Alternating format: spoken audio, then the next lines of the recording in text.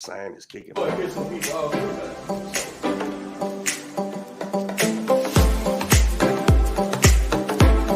Oh, look at this hardware, man. S-E-A-A-B-O. Got the Latin American camera. Showing it for the camera. They got some trainers say, and some fighters say, "Well, I don't watch videos of the guy I'm fighting. I let the coach watch it." Or this, hey, man. Guys, one thing we know for sure about Wilder, he hit you clean.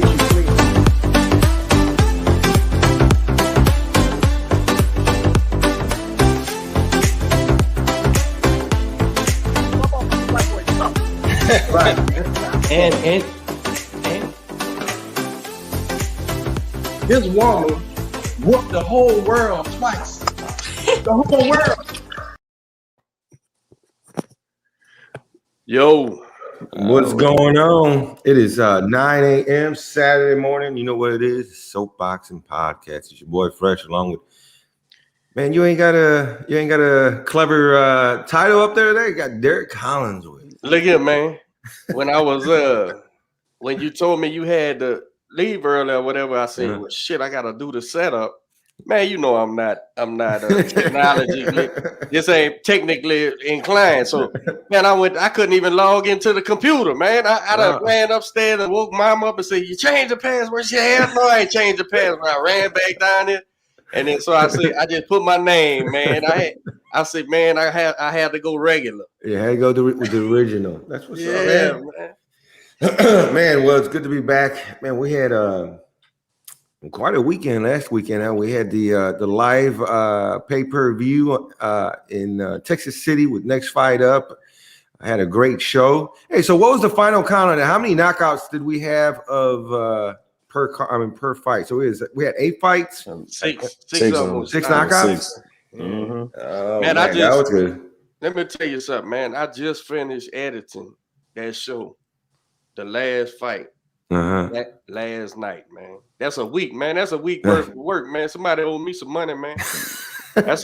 Hey, there was a lot of action, man. There was a lot of action at this show, though.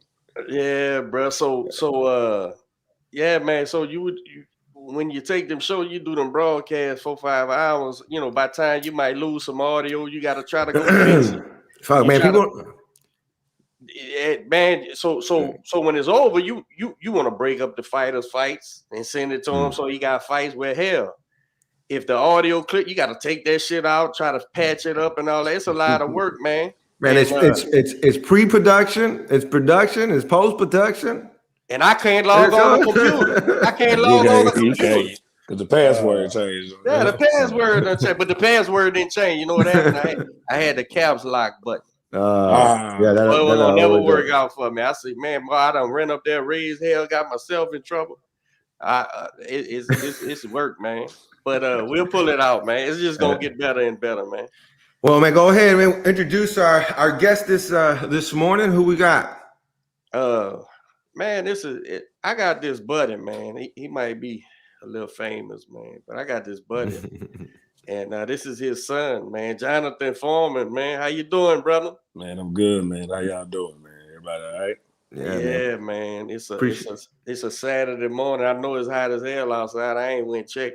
Man, it's hot. It's hot. I already been out there. It's hot. It's already cooking. It's already cooking. Damn. It ain't bacon grease hot yet. Man, so Jonathan, you was born into it, but like me, I mean, I guess your people made it a lot further, but hey, man, you was born into this boxing, brother. Tell me about it.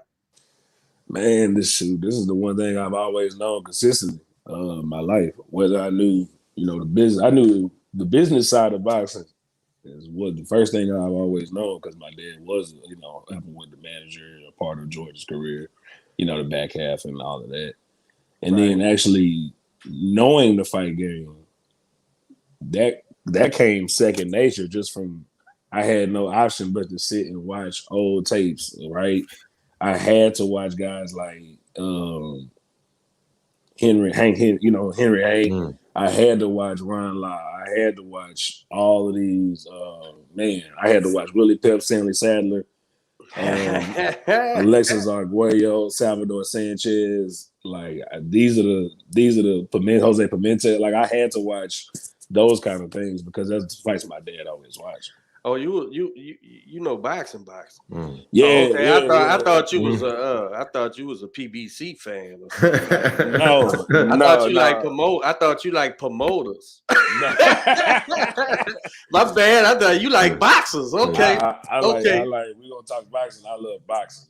I'm not a fan of the TV part aspect. I said last week, let me ask y'all. So I had Fresh on there, and who we had Fresh? We had I said, let me ask y'all something, man. I said, who promoted Joe Louis? They both looked at me and I said, right, exactly. What the fuck are y'all doing, bro? What are we doing, man? What are we doing, bro? Exactly. I said, this is ridiculous, man. How I was about to tell you, I said, being a boxing fundamentalist, I like to say, this social media, why it allows us to have things like this, right? Which is beautiful, right? You don't have to, when I was coming up, man, hell, in the early 2000s, you couldn't do it. If you was gonna do this, you needed a gig somewhere at some local television show, or at least pay for access cable at the most, right? Like how Max Kellerman started. But this here affords guys like us to get in here. Unfortunately, guys like us have to grow organically, because until boxing people find you and say, oh, wait a minute, they talking boxing, and let me find, if you're not doing the quick hits, the nonsense, those guys have 40, 50, 60,000 subscriptions on things and stuff. I know a guy, I got a buddy of mine, bro, writes for the Ring magazine, right? He's and he does a podcast. He does a podcast for the Ring magazine, and he's got like 8,000 subscriptions, bro. Nah, we ain't even close to that. And I ain't shitting on 8,000 subscriptions. I want to get the 8,000 subscriptions. Absolutely. And then you got a goofball on YouTube who said 1.2 who said Mark Breland doped up the windmill. Oh my god. Got 100,000 subscriptions, man. I said, man, it's tempting to make you say, hey man, Mark Breland is a motherfucker, just to see just to see if it kicks off, man. Yeah, I can't do it. I can't do it because it's gonna mess with my like we was talking reputation earlier. But we know more. I know more. That's the sad part about it. I'm like, bro, y'all insanity, this man's insanity, character for years. And personally, the greatest amateur boxer who ever did it to me, the greatest. Man, you talk about somebody who had a jab, like not even just one jab. Hey, bro, that dude was like 100. I think his record was like 100 fresh, 101. Yeah. And the one loss he had as an amateur was a medical. He couldn't perform. That's the loss he got. Couldn't perform. That's exactly what it was. That was it, bro. I forget who I was talking to last week. They say, so why did he start doping up fucking Wilder for? Where did he go wrong? Oh, because he works for the white man. The white man. because they wanted Tyson Fury to win so much. Hey, never mind those 10 years. You've been flying to Alabama, putting up with that bullshit. I'm gonna go ahead and dope him up, right? Man, that shit is insanity. But I'm gonna go ahead and mess up my money on purpose. My money. I'm gonna mess up my money on purpose because I want Tyson Fury to win. Hey, sometimes when a dog chases his tail, sometimes he end up eating nothing but ass, bro. His own ass he eating up, man. Yeah. That shit don't make no sense, bro. It don't make no sense. But hey, passionate, bro. Passionate, man. And identity. We live in a world where identity politics or identity what's the word? Politics. It really does control people to the point of they can't see outside of their spectrum. In other words, if you bring an outside opinion to they reject it. Oh, out of hand. It's totally you now you're disrespecting me. Rather than us having a debate. Right. Rather than us having a debate, man. It's I went live that last fight we had in Vegas. I went live during the hand wrapping and the commission, the guy Mike B was grabbing Quentin's hand, and you know the other team's representative, and they said, "Coach, what you doing?" I said, "I'm going live to show these fucking idiots that you know how many people had to be in on this shit." I said, "And this is for nothing. This ain't a multi-million-dollar. Where it's 100 people in here looking, 100 people in this Mickey figure looking. This is just fucking 7 or 8 of us, and you can't do it because we're not all on the same side. It's literally if this happens, you get fired. You get fired. We get banned. Fired is the best position to have because you anything everybody gets sued. Everybody. You saw it. Yeah,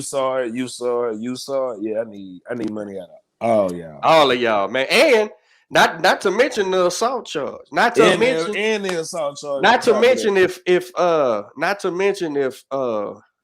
Deontay, and this ain't the screw Deontay Wilder show. This is what's happening. No, the logic makes sense because people forget. You know, at the same time, the rumors were always flying about even George in Africa, right? Yeah. Oh, that's just the honest part about it. It's the same. I remember. He thought he was doped up. It's the same kind of thing. So you're dealing with your ego. Your ego hurt. Yeah, that's what it is. Your ego hurt. That's exactly what it is. I couldn't perform like I was supposed to perform, so something happened to me. Someone drugged me. Tell me this. Mm-hmm. Deontay Wilder and his crew, whoever is his crew, mm-hmm. they felt they was getting screwed when Fury was sidestepping the rubber match, so they took it to arbitration. Right? They pressed. Hey. Mm-hmm.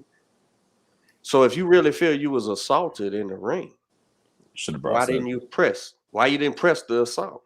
Now, I understand that they're going to say, oh, because we want revenge and all that hocus pocus bullshit. I didn't what they wanted. Listen, man. And my question is this. Jonathan, if me and you fought and I felt that you not only put something in your gloves, you took some stuff and all and did that, you assaulted me. I was unfair.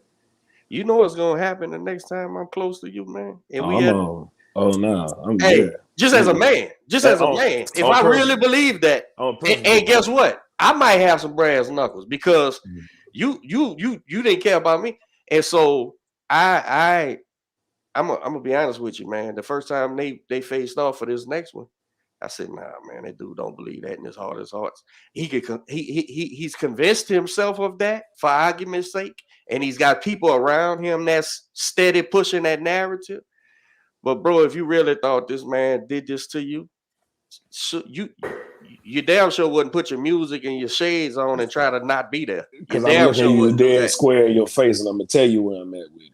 If I don't assault you, if I don't hit you right, I'm gonna be there and say, "You punk, I got you. You know what you did." They gonna have to break us. They gonna have to get it. Hey, man, you know what? It just is what it is. That was the first time I think Wilder in since before after the Olympics. Let me say that because that's when he got stopped in the Olympics. Right. So that was the first time he fought somebody, even as far as a rematch per se. Wilder has forgotten the difference between somebody throwing a scare punch and somebody throwing a confidence punch.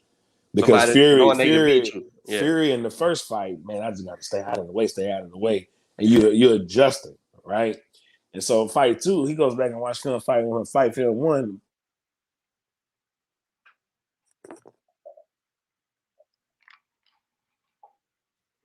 It's a phone call.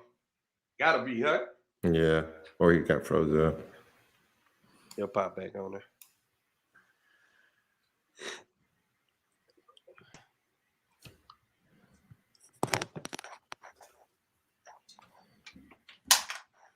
Gotta move my plug.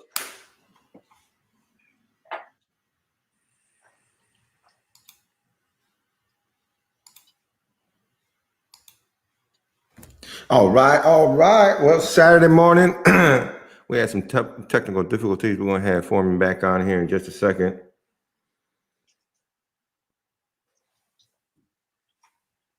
Let me see what we got.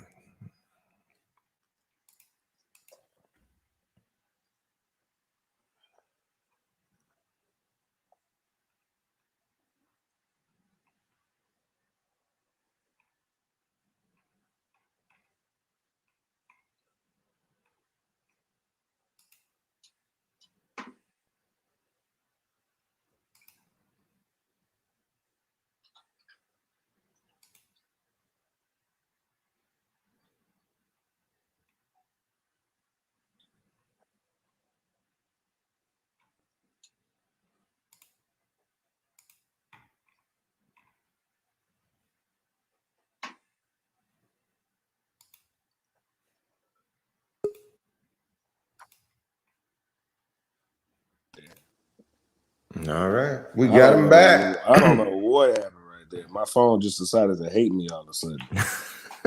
I have no idea what happened. It happens with technology, man. I have no idea why my phone decided to be a hater. That is not cool.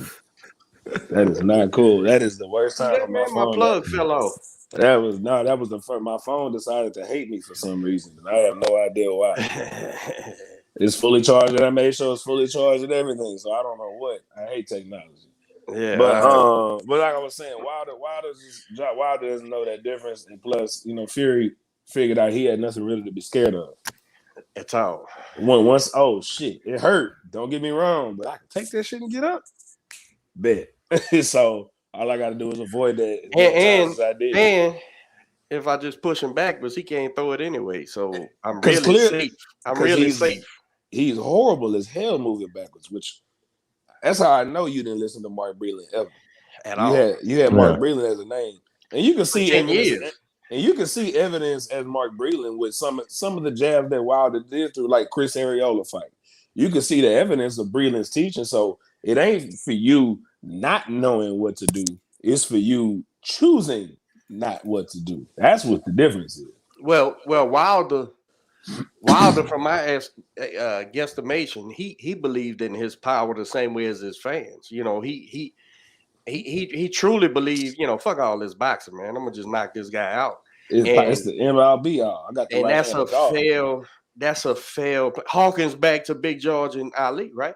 Big George saying, listen, man, all this hocus pocus about how great this dude is. All right, yeah, he's great. Watch this. I'm gonna punch through this dude. Right. And like, and George is one of the greatest privileges I ever had as a fight man was meeting your uncle, bro, because that was a hero of mine, right? And still is. And to hear him say, I'm hitting this guy with everything that, man, I've seen videos of your uncle, bro, busting heavy bags open, bro. Busting them open. And it just spills out, and the feeling spills out. And he goes, I hit this man harder than I ever hit a man before. Yeah. And that man grabbed me and said, that's all you got? He said, shit. He said, shit, yeah, that's all I got. Right? That's exactly what he told him. He said, that's all you got? Yeah, it is. Yeah, that's a wrap right there. That's a wrap. So imagine, if an all-time great heavyweight, and I don't care if you got him top 10, top 5, he is that. If he can fall victim to that, right? Which to me, in my humble opinion, had you put the second George 2 brain in George 1, now you got the greatest. Now you got the greatest heavyweight of all time. Now you have a different ball game. It took that though. Just like to make him right. It took Floyd to get Canelo to where it is. It took 1,000%. You can go years in history with a loss that's supposed to do that. You know what I'm saying? Oh my God, you can do that. I said that before. I told you, Derek. I said I think one of the biggest things that make a fighter or anyone really is an all-time great or a great is adversary, feeling the taste of defeat and what you do after that. Hey, my pa told me. My pa told me since I was old enough to be told something, son. Ass whoopings work. That's why you do them. That's why we do it. When all logic fails, and I'm trying to convince this man, and I'm trying to say, hey man, sometimes I just gotta kick his ass, man, because now you understand. Now you wouldn't hear nothing else. Now you understand now, and that's what I think. That's what, like you said, with George, with Ali, with Canelo, with because you can't tell me Canelo Alvarez and Eddie Reynoso going into the Floyd fight didn't 1,000% believe. They was gonna whoop Floyd like 40 something other motherfuckers before them. They all looked at that guy and said, yeah, he's supposed to be this Rubik's Cube and shit, man. But look, I'm gonna body this boy. I'm gonna get up in there, physically rough him up. And what happened was you took a physically gifted because I'm not gonna say because Canelo's a shrimp, man. People, that's another thing. That's what makes him so great is that people, yeah, man, that's a little bitty dude, bro. And I fit that boy in my pocket, man. and what he's doing is bananas, but not to brag on Canelo to piss man and fresh off. But what we gonna do is tell the truth, right? And Canelo always could thump. He always was a Mexican at heart. I'm a thump. If all else fail, I'm gonna thump this guy out of there. Since he was 15 years old, I don't know. And when he gets with grown men, and so he gets in there with Junior, and he won't even pull a trigger. I'm sure he's looking at his own shit, going, "Man, I want to hit this dude, but he ain't there to be hit." And every time I do, pop, pop. I'm throwing the punch fast enough, it ain't landing. I don't know what happened. But the reason why he's great is because he went back to the gymnasium, licked his wounds, and said, "Hey," and the most admirable trait in him was he looked at Eddie, who him and I are the same age, and he's leaps and bounds and accomplished so much. I'm sitting there going, "Boy, you should have got out the street 20 years earlier." But here's the thing. He said, "Hey, what we gonna do?" He didn't say, "I need another guy." He said, "Hey, how did you see it happen? Here's what I seen happen, and let's formulate that never happens again." Him, Eddie, and his dad. They did a damn good. They did a damn good job by saying, "Hey, bro, we cool. No, ain't trip on that." Yeah, you know why? Everybody did it before. Everybody did that. Took that L before. It's all good.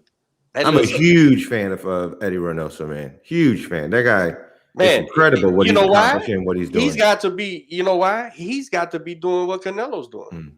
Every fight. Look, growing, developing. He has to. Every fight. He's getting up there, bro. And listen, I tell anybody who will listen, I think that Eddie Reynoso and that young white guy out of England, which basically just off of listening to him, because now I follow him on social media and listening to him commentating and stuff. I'm like, these two guys, bro, are going to be around forever.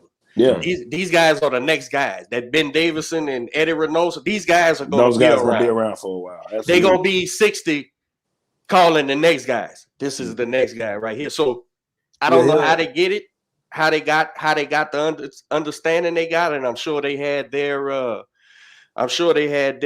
elders and their role models as trainers. But Eddie proving that he can grow with each fight is what I think is going to make is why he's special, why he will be special, and why he'll continue to grow. I think the thing about Eddie, from what I noticed, there's just what he did with Oscar Valdez. He taught Oscar Valdez the same thing as Canelo.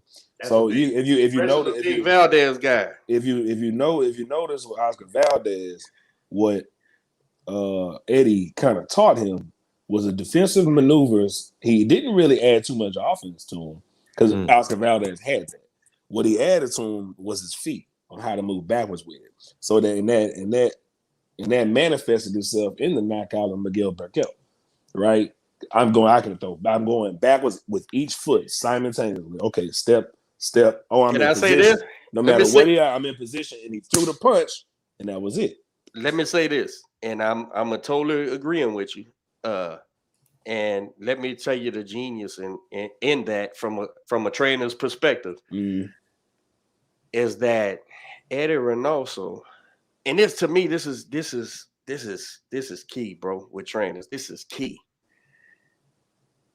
Valdez fights small, bro, and he didn't stop him from fighting small. He taught him how to fight small better, how to protect yourself small. That's it. Canelo fights tall, and he shows him how to fight tall and how to protect himself fighting tall and how to not give up. Canelo's 5 foot nothing, right? He's 5'7"? Yeah, all right. Yeah. Oh, he grows an inch every fight. You notice that? The last fight, he was like 5'9". Yeah, when he fought that 6'5" guy, because we was ringside for that in San Antonio, that they moved him down to 6'4" and moved Canelo up to 5'9". Oh, okay. That's cool. And in the ring, look, it was like this, man. And my wife, huge Canelo fan, she was sitting next to me and she said, "Dad," she said, "Man, is this fair?" I said, why? I said, why? Legit question. I said because Canelo is 5'7" and uses the entire 5'7". The 6'5" guy is gonna spread his legs so fucking wide that he's gonna be 5'10", and he's gonna be at a disadvantage because why? He's giving up a half a foot of length and reach, and so he's fighting small, which allows Canelo to still be tall and watch this ass whooping, and that's what happened. Whereas Valdez fights small, use waist work, hands up, and backed out on the angle. Right, man. So so Eddie's genius is this.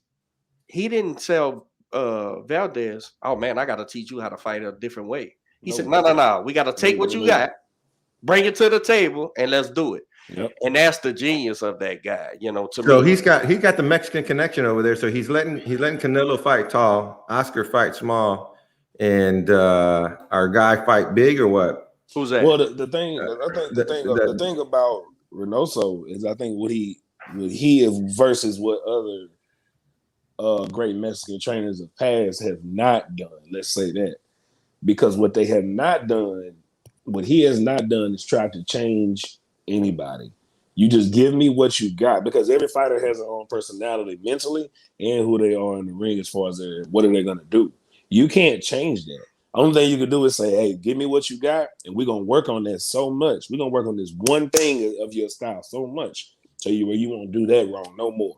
Or you'll be able to perfect that and nobody else will understand it.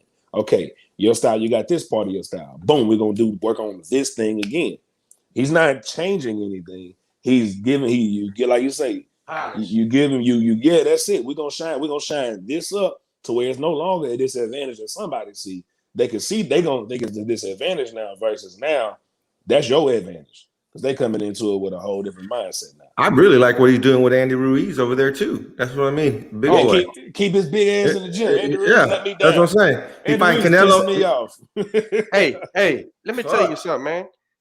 This shit, while it is a science, don't get me wrong, it's a huge science, but it's not complicated. Unless you make it complicated. Right. It's complicated when you don't know the science. It's complicated because now you're just throwing shit at the wall hoping it sticks. But if you know the elements, it's like the periodic table, right? If you know the elements and you get a fight, oh man, I need to save this. Let's make this a quote. If you got the periodic table, bro, each fighter has some of those elements, right? From that table. So the elements he doesn't have, you see if you could give it to him and sharpen that. And if he doesn't, good, hide it. Don't let the world know. Don't let the world know. Don't let the world know. And then you take the elements he does have and drill. Everybody talks about muscle memory. Everybody talks about this, but they really don't know. They just talking what they heard on TV or maybe on this podcast. Listen, man, you've got to actually build muscle memory, because when fatigue sets in, when fear sets in, when your equilibrium is knocked silly, muscle memory will take control, man, and you won't know nothing but to punch correctly. So when I see these young guys who's gifted and they have fast twitch, you know, I love his fast twitching. Listen, man, that's a great thing, and it's real, it exists and stuff, all that. But that fast twitch don't matter when I knock you and you're doing this, and all that fast twitch was wrong because you were shooting from the hip. Now you're going to shoot from the hip, but it's a half a second slower, and I'm coming right over the top. Bang! You're out of there. So you should have been taking his fast twitch, utilizing it with how to box right. Teach him how to punch right, because when them hands come back and you catch one high on the temple, perfect example, we've all seen Canelo wobble. Early in his career, he was on Queer Street against Cotto's brother. Yeah, he was. The great value Cotto. Wow. knocked him silly. And guess what Canelo did? Yeah, kicked himself right. And Angulo fight too. Don't forget about the Angulo fight. Yeah. And he can say that I talk that shit as he wants, but even in the Triple G fight, Triple G rocked that ass. Yeah. So it is okay. Triple G slept a lot of people, fam. Hey, Canelo. But he kept himself. I'm gonna get out of here. I'm moving, grooving. We're gonna call it a day.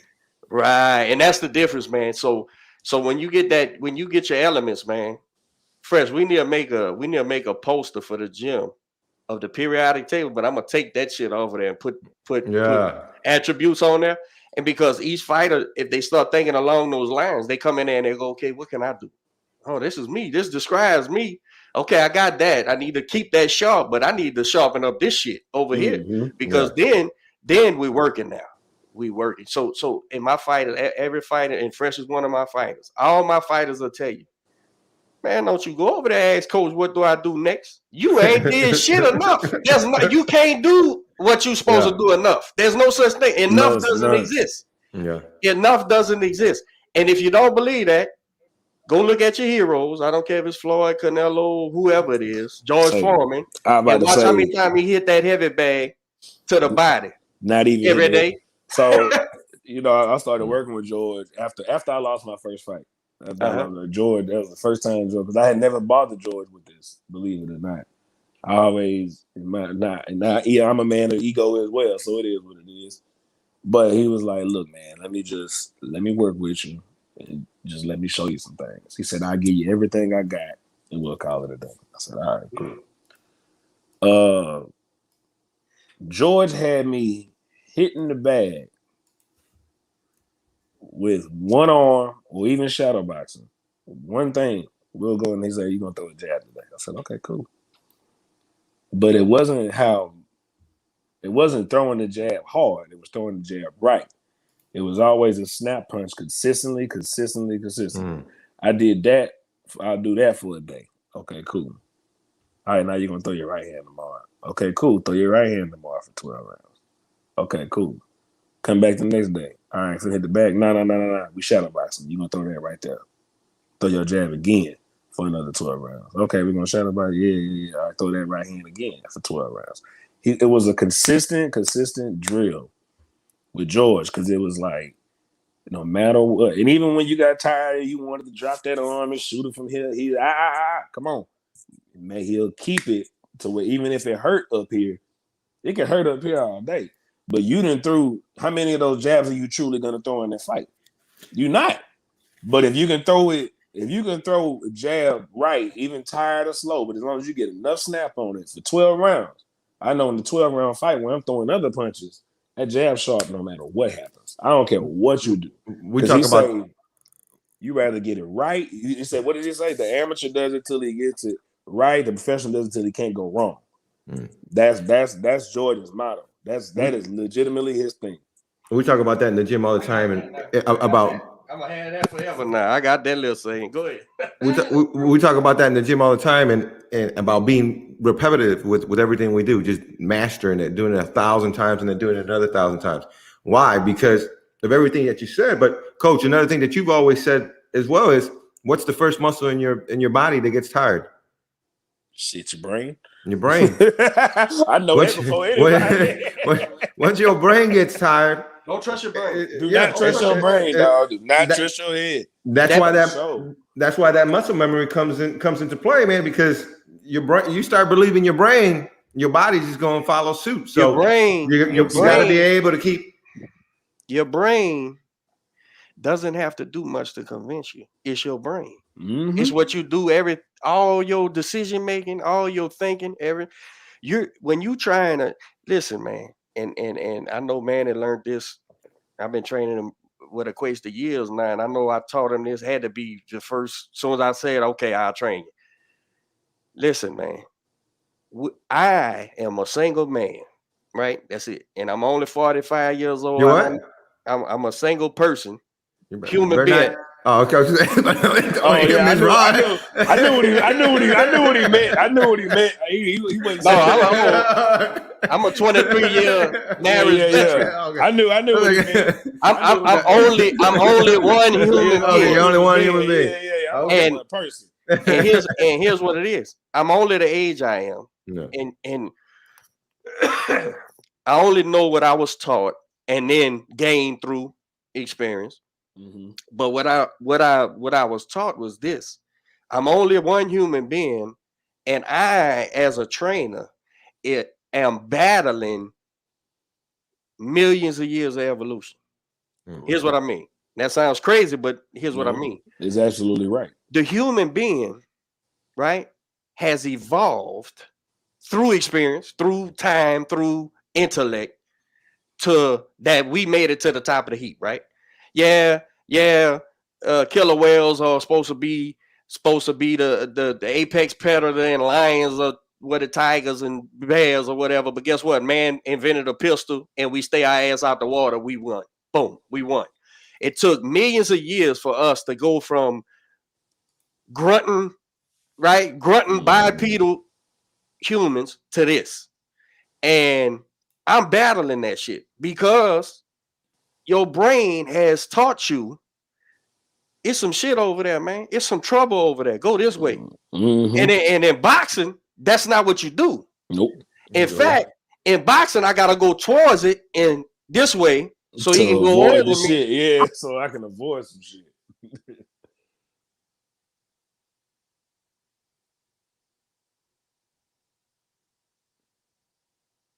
Did we lose your sound? Oh yeah, we did. We did. You lost your sound. Lost your sound, D. There we go. There you I can hear it.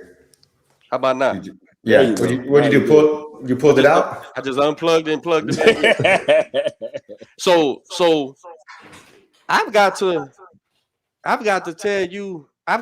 tell you this, and that doesn't work. You can say, Coach, man, that's heavy, man. I didn't realize that. And that doesn't matter because as soon as you get in there and get punched in the nose hard.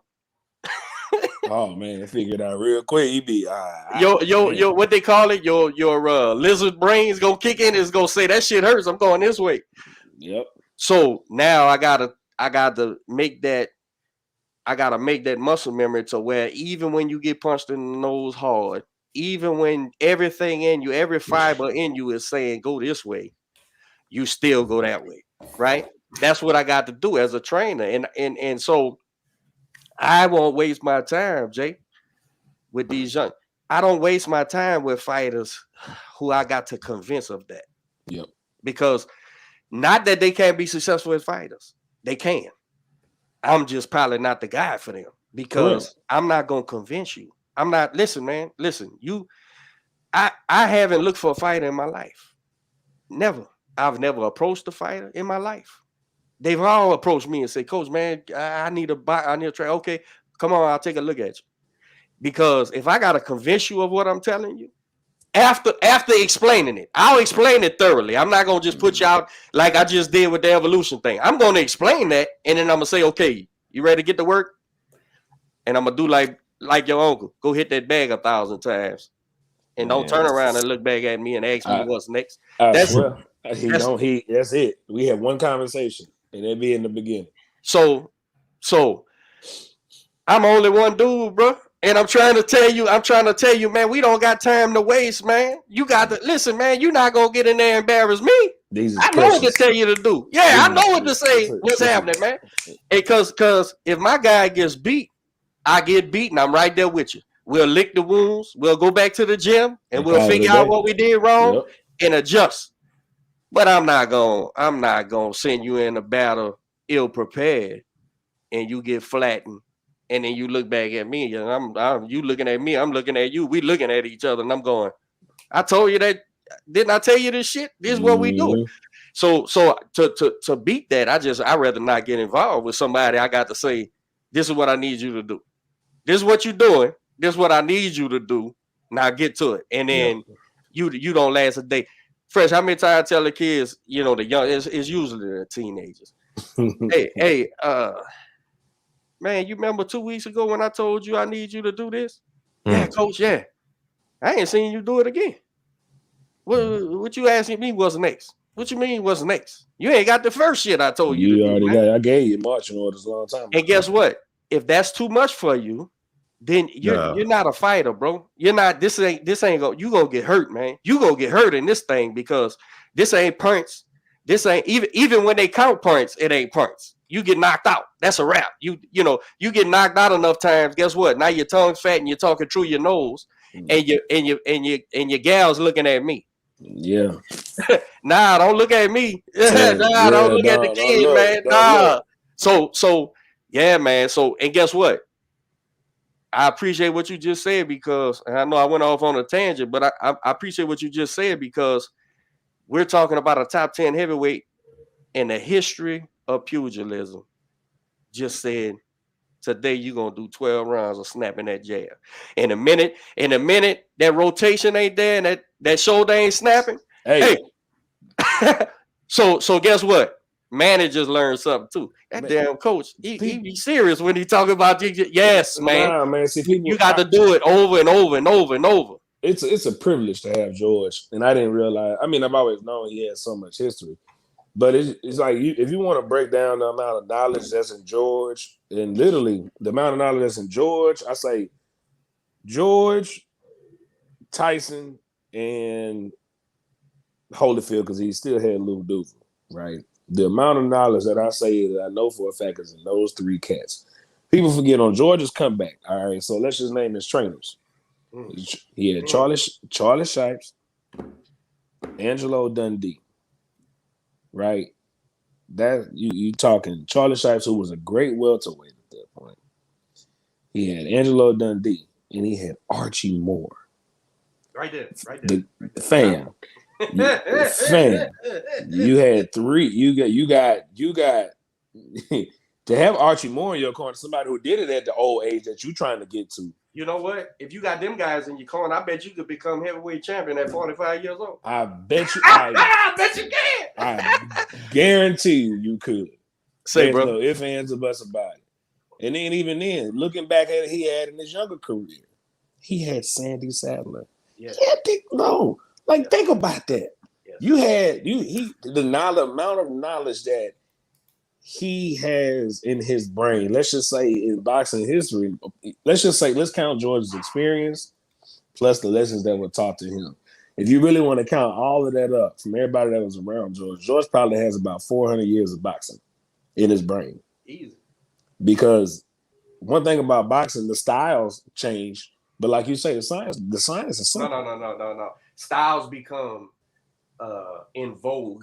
There you go. That's a better word. They become hip. There you go. That's a better word. But boxing was perfected in the 30s, bro. Because if you really want to see, you want to see it, though, look at Henry. You know, I tell people all the time the shoulder roll. Henry Hank couldn't.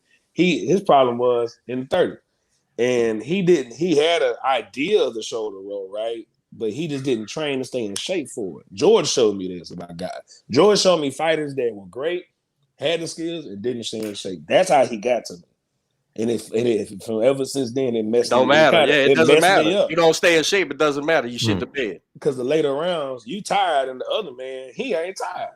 Right? He showed me fighters. Well, you just gave away your advantage. Because even though you had the skill, you wasn't in shape to use the skill. So that's the difference about having that knowledge. So for him to even try to pass down 400 years of knowledge is nuts. You know, I say the only other person I know for a fact that probably has a knowledge of his is his son, Monk, the one that used to fight.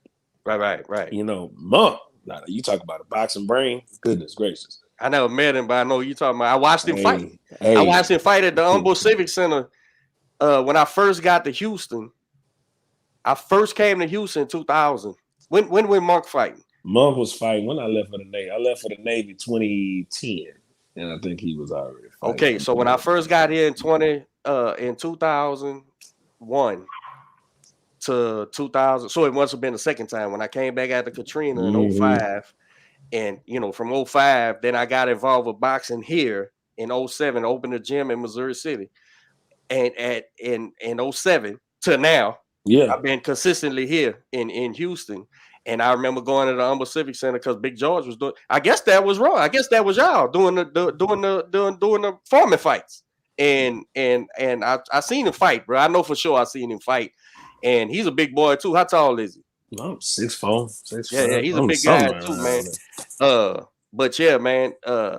I never got the privilege of talking that boxing with him, though. So I'd imagine. Oh man. I mean, shit, bro. How can you not? Unless you just a hard-headed kid who didn't want to listen, man. But it's easy. We did last week on my dry erase board at the gym. Mm-hmm.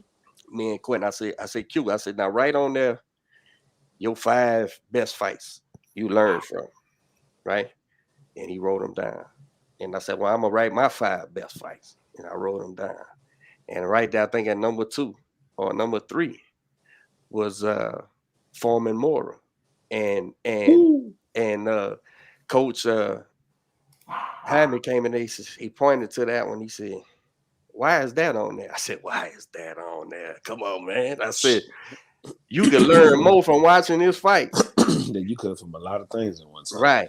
And he said, then he pointed to that number 1, which was Lewis Schmeling 2. And he was like, "Why is that?" I said, just because that was the greatest fight that ever happened. That's why, because the man had the world on his shoulders, and no one could have dealt with that pressure. Never, no one. Absolutely not. No one on earth. And not only did he deal with the pressure of it, do you know that Joe Louis hit Schmeling? Fun fact, Fresh. In the rematch, Joe Louis hit Schmeling in the side and broke and crushed 2 vertebrae in his back. Did you know that? Yeah, he crushed his back. Yep. He hit this man so hard. I said that he had to hit him with the authority of his ancestors, bro, when he hit this guy, because, and they say, and there's, you can't hear it on the videos, but they say, like, from live reports, they say that Schmeling let out a holler. Yeah. When Joe Louis, it curled your fucking hair, bro. The hair on back of people's necks stood up, because when he hit him, it was a blood curling, like a horror. Like, this dude just killed, something's wrong. Well, come to find out, he broke his back, bro. He hit him so hard, he crushed his vertebrae in his back. And so, I'm saying that to say this: at 6'2", 199 pounds, 205 pounds, maybe 200. You can't stack men big enough to beat the bomber when the bomber was right. When the bomber was right now, and it's ain't nothing you could do. And people forget. And George actually has pictures of his sparring partners, man. So his sparring partners were monsters. Was Tyson Fury size, bro? I seen pictures with Joe Louis. Joe Louis looks like a little Mexican kid standing next to some of these guys. Yes, bro. That's a whole nother animal, man. And guess what?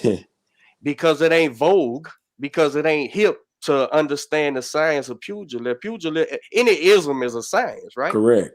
And so these young guys who come, and I don't fault anybody that gets hit, because when I came into it, I had heroes too, man, that we thought was the greatest since everything, right? That's fair. Ain't nobody knocking that. Bro, my daddy was born in 1923. So he was there to say, "Come here, boy. Ain't nobody better than what I seen right here. Come here, boy. Let me explain." Ain't nobody better. And as a young kid, you gotta say, "Well, shit, he know I don't know what the hell I'm talking about. So let me see." And then as you grow, you start understanding and say, "Oh, I get it. I get it now." I think, like, the point you made, and I think that's how I knew. The point you made, you was talking about, because me and George had this conversation about Joe Louis's feet. And everybody thought he couldn't move. He was that's it wasn't because he couldn't move. He just always wanted to make sure that no matter what happens, I know I can punch you from any hand and it's gonna hurt equally, because I need to be balanced at all times. My pa told me, bro, Jonathan, he said, let me say something, because I'm a 70s baby, but so Tyson, right, was, I thought Tyson was Superman, like they was telling me, right? Everybody. Tyson, 5'11", 210 pounds in his prime. And I remember saying, my dad is 6'5", 300 pounds, right? My daddy can whoop everybody. As a kid, you said, my dad can whoop anybody, but he probably can't get Mike. Shit, I don't know. That's how big in my mind it was, And I remember saying, he's so fast and da-da-da-da-da. And it's so funny today, as a guy in his mid-40s, and I still hear like 60-year-old men, late 50-year-old men, think Mike is what he was supposed to be, but it didn't pan out that way. As great as listen, I'm not shitting on Tyson. I'm still a Tyson fan. Oh, forever. You're right, though. You're right, though. But they still look at Mike like, oh, the greatest. Oh, if Cuss wouldn't have died, the fuck out of here, man. You ever read the books, man? Cuss facilitated not holding him accountable. That's had he held him accountable, he might have fucking been able to do all the things we wanted him to do. It is what it is. It was a check. It is what it is. Cuz knew it was a chick. Cuz knew he knew that was his last hoorah, and he hated everybody who shitted on him. And so I got this special fighter that fits my style of fighting perfectly. And this is my last hoorah. Hell, he checked out before he even won the title. So he really went haywire. But I remember saying, man, he's so fast, he's so blessed. My pa used to say, let me tell you something.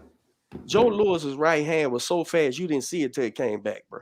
You didn't see it till he plied it, it got next to you, whip, and it was over. That was it. Guys was over with. They just seen some blurry shit, and it was over with. And now with the luxury of, this was just stories when I was a kid, but now we get to watch and see. Yeah, we get to see. Nah, Joe Lewis, Joe Lewis was sleeping boy. Yeah, look, he's walking up, and guys, he's walking up just enough for you to stay still for a second.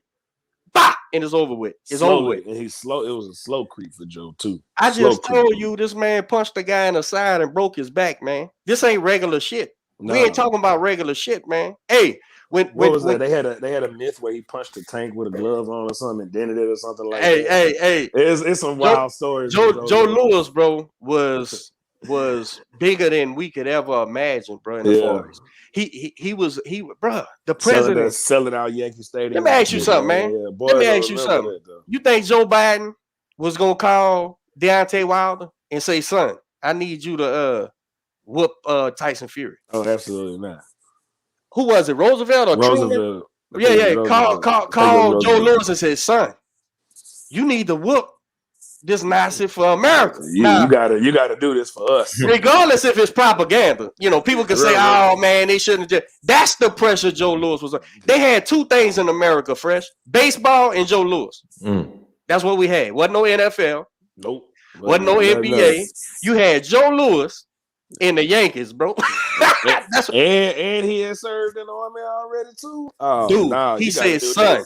You gotta do it. You gotta do this for us. This is after getting stopped in 9, bro. He heard Joe. I forget when he heard Joe, but he put Joe on the deck a couple times, bro. And Joe kept getting back up. And they finally stopped him. And he says, Joe, and then he goes and takes the Cinderella Man's title, and then he comes back and all the writers imagine again, bro. Baseball. And Joe Lewis. That's all you had. Every sports writer, they were. What did sports writers write about? Joe Lewis and baseball. I don't know what else they had. Maybe horse racing. So I don't know. Joe Lewis fought. The thing is, man, not only did he fight then he would fight again in like 4 or 5 weeks later. Oh yeah. So it was like he would go do this. It wasn't fair, bro. Fresh. Did you know he had to give the Cinderella Man 20% of his purse for the rest of his life? For the rest of his life. For the title? To get a title shot? That's how bad they wouldn't get that black man a title, bro. He died broke. Joe Lewis, a lot of people don't know. Joe Lewis died dirt, but somebody else had to pay for the funeral. Yeah, I give you a good story that what's my man, the chairman of Sinatra did for him. I'm gonna tell you at the end. But so Joe Lewis goes, all the writers come. Joe, the Brown Bomber, bro. Heavyweight champion of planet Earth, man. You got it. You the first since Jack Johnson. And that's when that writer, I forget who said it. He said he's a credit to his race, the human race and shit like that. Yeah. That's the pressure, bro. That's pressure, man. So he said, and Joe Lewis said, I ain't the champ. They said, what? He said, I ain't the champ till I beat Schmeller. That's a man, bro. That's a man, bro. Here you got the heavyweight title of planet Earth, man. You say, I got beat. I got to beat somebody. So the president calls you and says, Joe, America's counting on you. Nah. He's the man who beat the man. See, that was the real lineal. See, Joe Lewis, people forget even when he fought Marciano, Joe Lewis had been retired already. Oh, yeah. He was old. And that was the whole thing about boxing. See, the lineal was, even though it was more thing on the writers to kind of compare, but it was more like, I'm the man who beat the man, so I need to come back and beat you. The same reason that's how Joe Lewis got the lineal, man, because came back to fight Joe Lewis, and Joe Lewis beat him.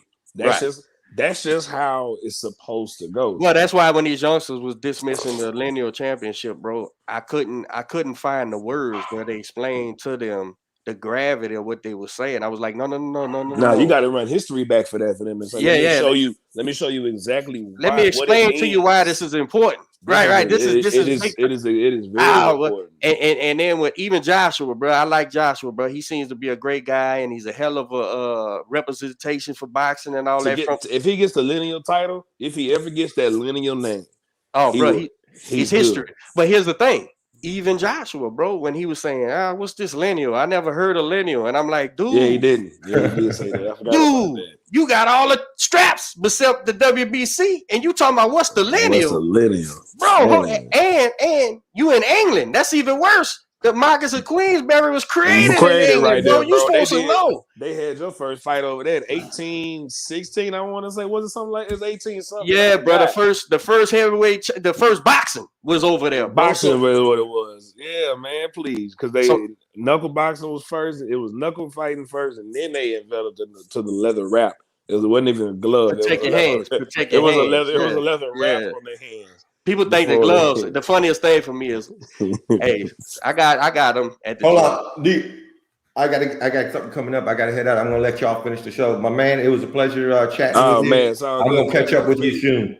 All right, hey, man. Oh yeah. I logged on. We good. Yeah. All right, bro. Handle your business, man. So, I lost my train of thought. So. That lineal championship, bro, goes back to John L. Sullivan, bro. This is the real shit, bro. Real Sullivan. When John L. Sullivan, bro, there's a in New Orleans, bro, in my city, man. Who is it? Fitzsimmons. There's right there on the river, bro. There's a statue I came up with. These two statues. I think it was Fitzsimmons versus I can't remember, but it was a heavyweight title when the bare knuckles was outlawed. So what they did. Mm-hmm. They put a barge on the river, and folks would take their little boat out because in the river the rules didn't count. On the land you could get arrested. On the barge, just like the casinos. They could gamble and fight and do all that shit. There's a pair of statues commemorating the fight. Man, I'm gonna find a picture of that and post it so you can see it. But as a kid, I'm going, bro, New Orleans, bro, is steeped in boxing, bro. So when we fell off, it was the port. That's where all your money came in, dog. People forget that. That's where the money was at in the South. When we fell off, bro, and so when we had somebody like a Regis Prograde come back, man, I got somebody to root for, bro. Oh, you couldn't tell me shit, man, because man, we had to get back to our legacy of boxing, bro. I'm talking about Ali fought in the dome. My uncle was on the Ali undercard. Was that Ali Frazier that was in the dome? No. Spinks. Ali Spinks when he won the title back. Yep, when he get the second rematch.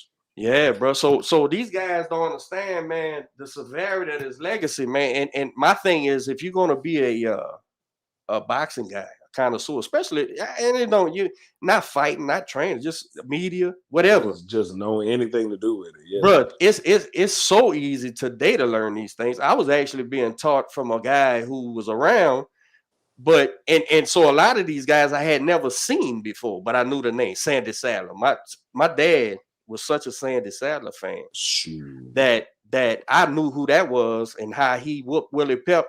And at his own game, that rough house and shit, at his own game. So I knew these things long before I got to see it. So now you get to watch it so easily, bro. And so now today, I'm only have so much pity for you, bro, because you can actually go see, man. You can actually go look up these guys and see what they did. We've been in the age of information since 2010. Like you everything is at your fingertips to go get whatever you want, dog.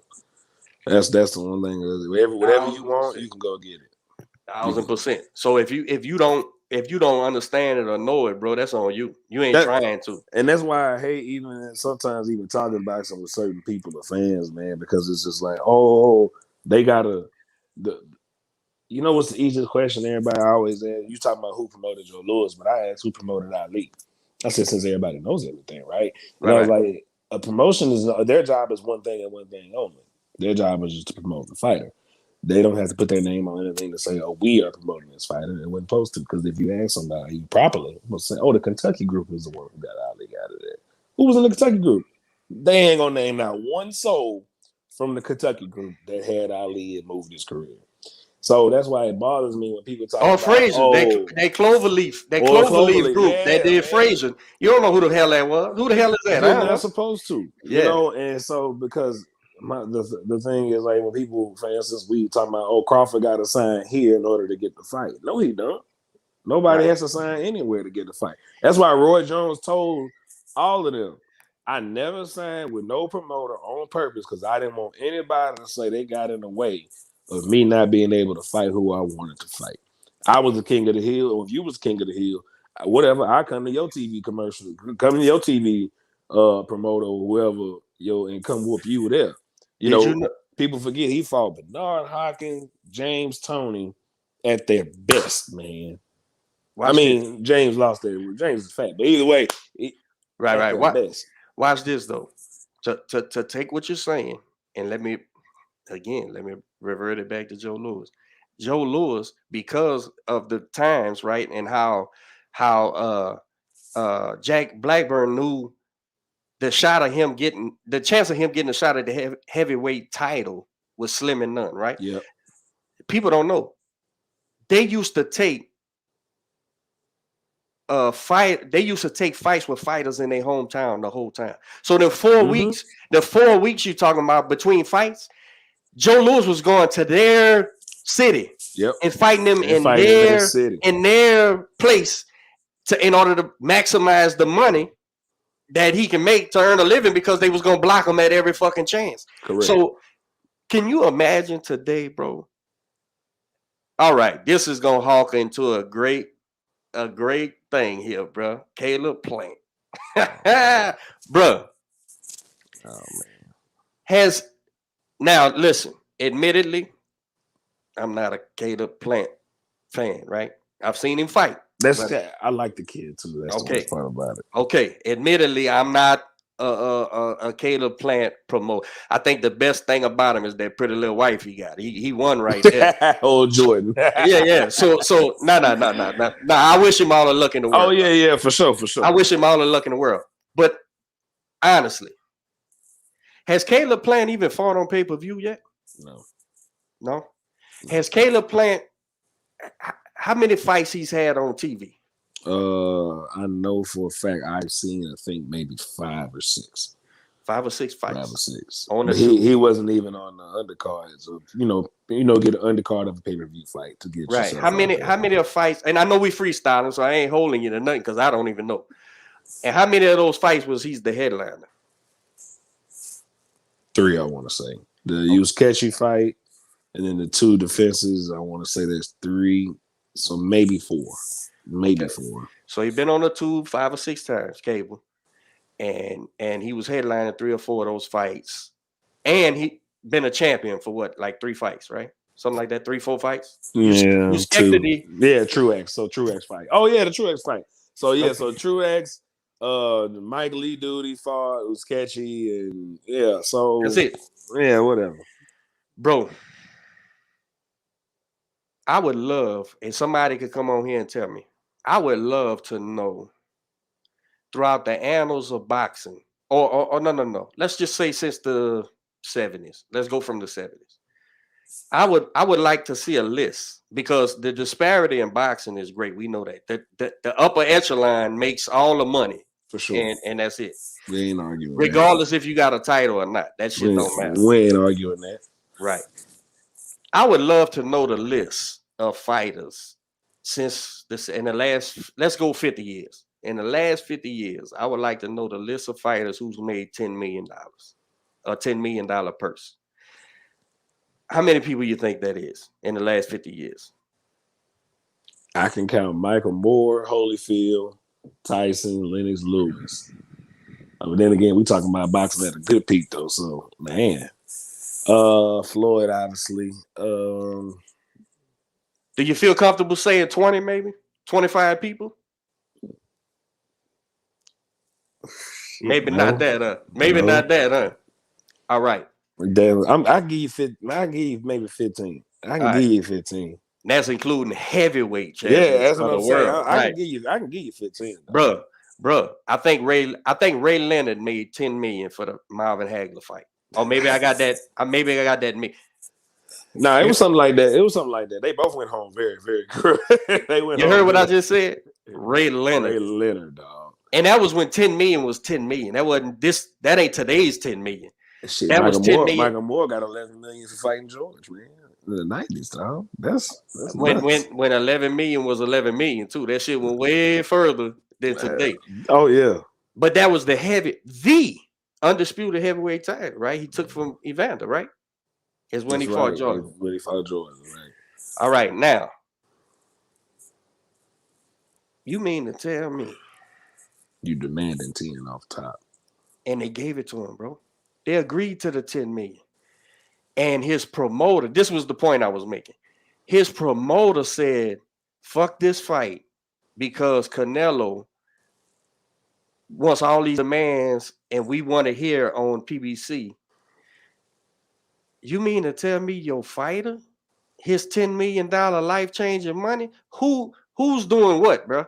It lets me know what's going on, bro, because now, admittedly, fighters are overpaid today, and I don't never believe in saying fighters are overpaid. I think they get whatever they should get what you're worth, right, man? So, and I do know sources tell me, that Al takes care of them boys, man. They make way more money than they should, than what they draw, right? So, so if you've been, let's say those 4 fights you're talking about, you were overpaid. Let's say your biggest ticket was $700,000, but Uncle Al gave you a $500,000 bonus some kind of way, right? TV money or whatever the case may be. Okay, so now you're a $1.5 million fighter. So let's say he did that 4 times. Okay, so you got $6 million. Once you pay Sam, it's 40%. So you're worth $3 million. You made more than any 20-some-odd fighter champion who's never fought nobody ever made in the history of boxing. And maybe he could convince you that, yeah, this $10 million windfall that you're going to take home right over $5 million ain't worth it because I'm going to give you 3 more fights and you're going to make that money up. Plus, although we're not going to say it to each other, plus you ain't got to take this ass whipping that's about to happen. So, how the fuck do you not take that fucking $10 million, bro? I don't know how you do that, bro. I don't give a fuck if he say you got to check your temperature every fucking time you went to the gym. I don't give a damn what it is, bro. I need. You know what, man? I haven't. I gotta know. I gotta know what it was that made Canelo walk away. Because for him to do that, it's something y'all done did. Canelo ain't stupid. He ain't nobody around him stupid. He's maximized his. He's learned from what.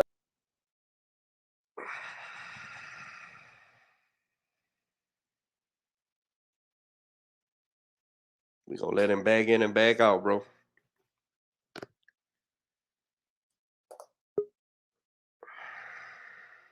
Hello?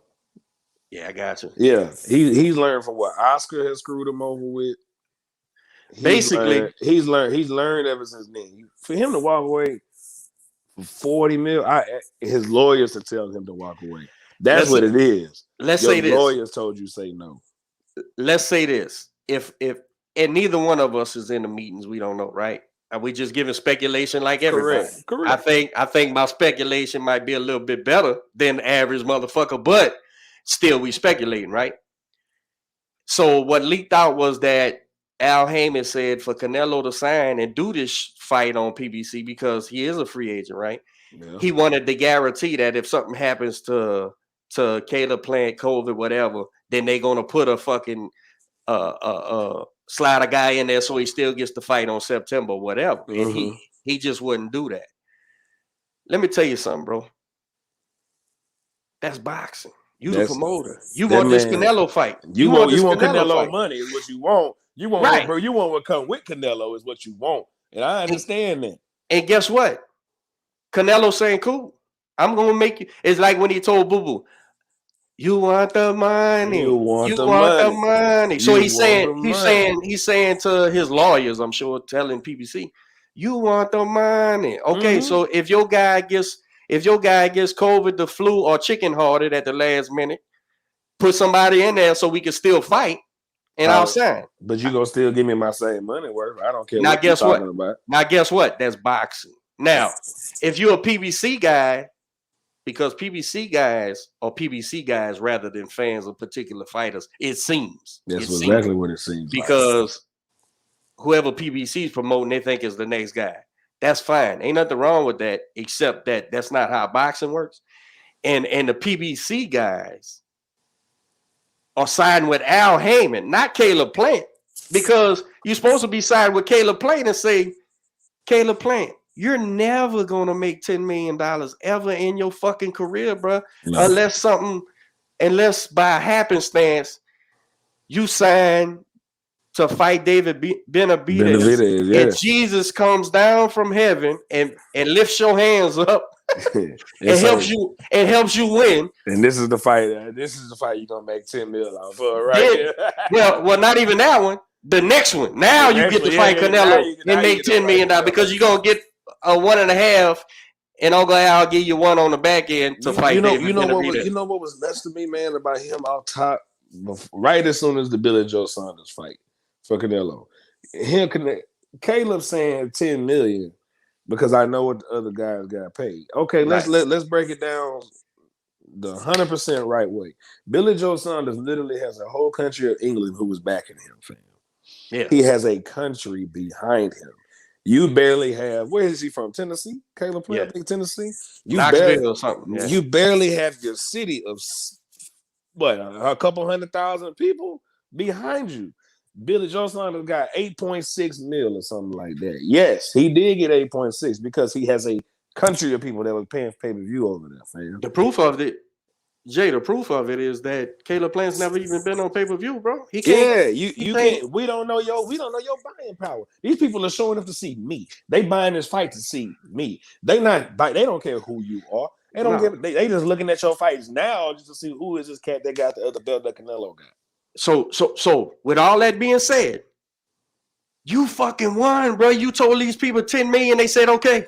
You won. You got the bat. All you gotta do is tell your people. You got to look at Al Heyman and say, Al, bro, we got to. If he say he want to fight a bum in case I get sick for 40 mil, oh well, dog. Let's make sure I don't get sick. That's all. Just it. Keep me in the bubble. Keep me out here. Do whatever you got to do, big dog. How the hell? Now, listen. What I'm saying is, if you plant your flag in that Canelo saying he needs a replacement, have your boy get sick, is too much for you to bear, bruh.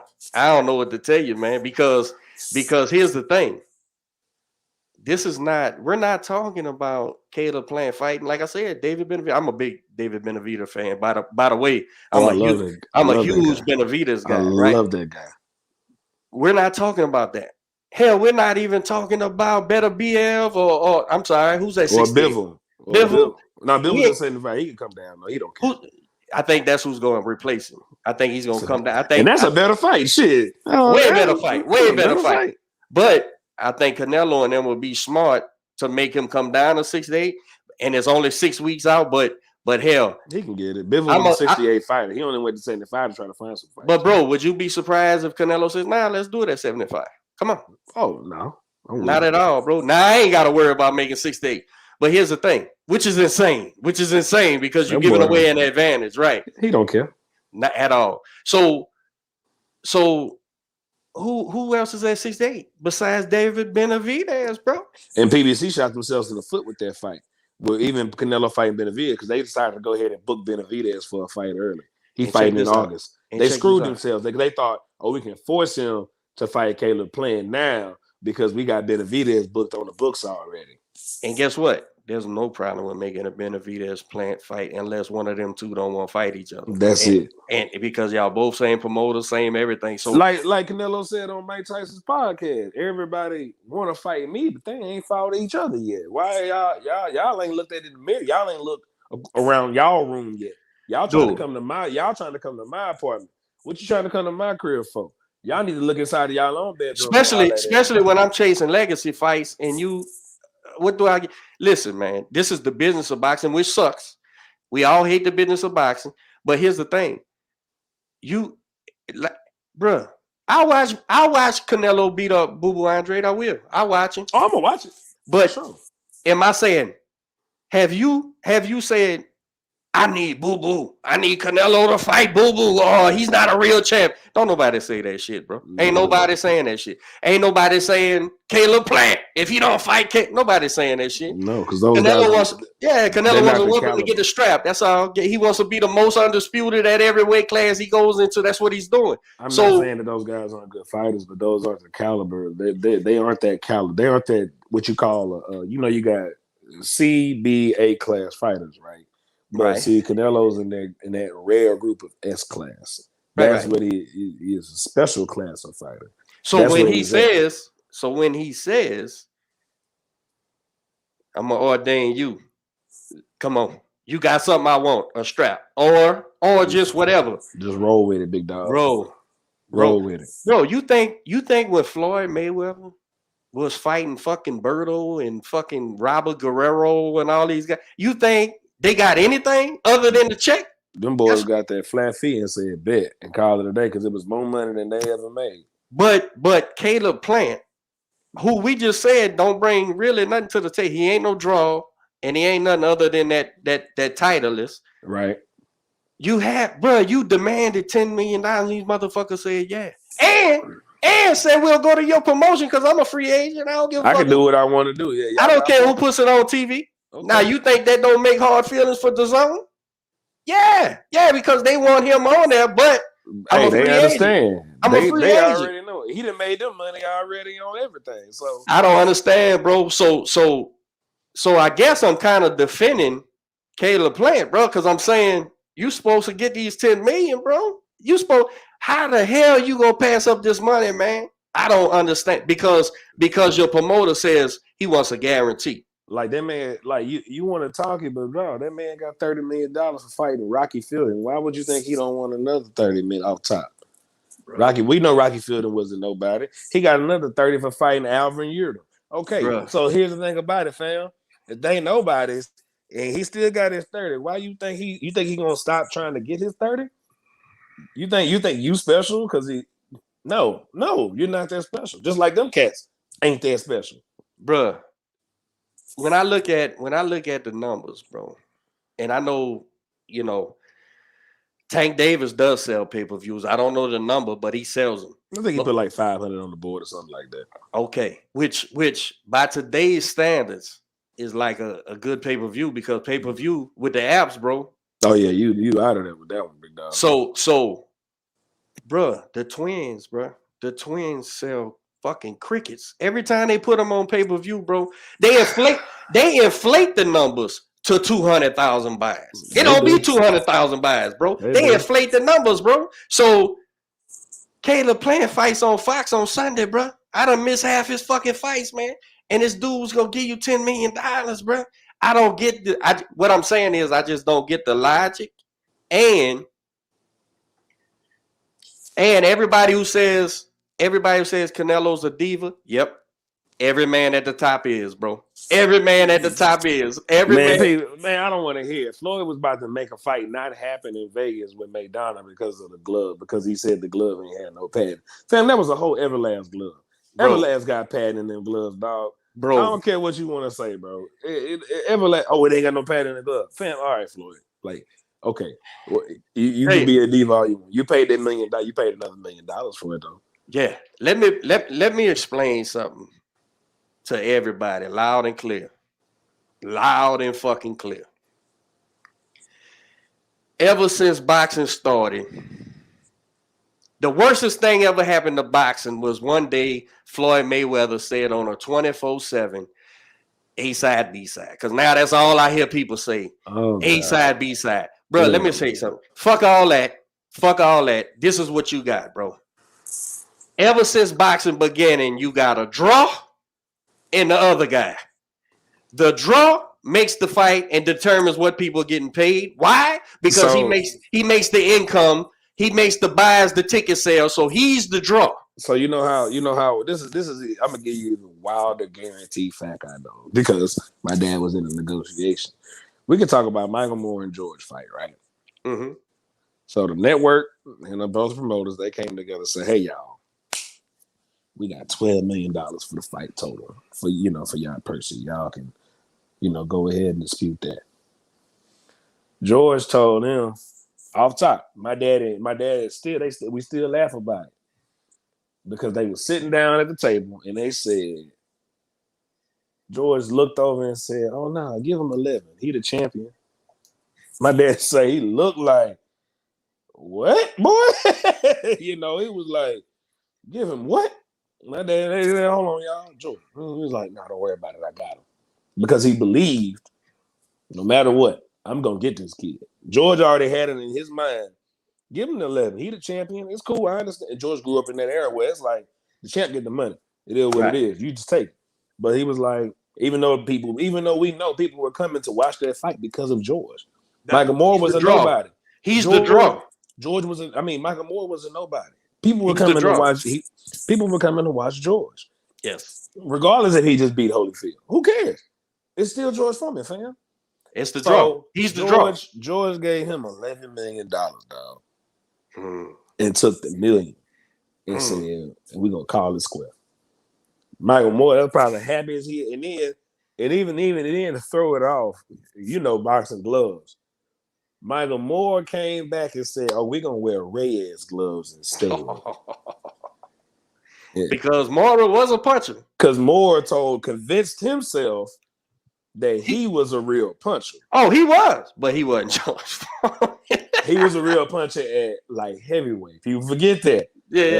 Heavyweight, he was for sure. Like heavyweight, he was sleeping. Everything walking. Ain't no ifs, ands, or buts about it. But big dog.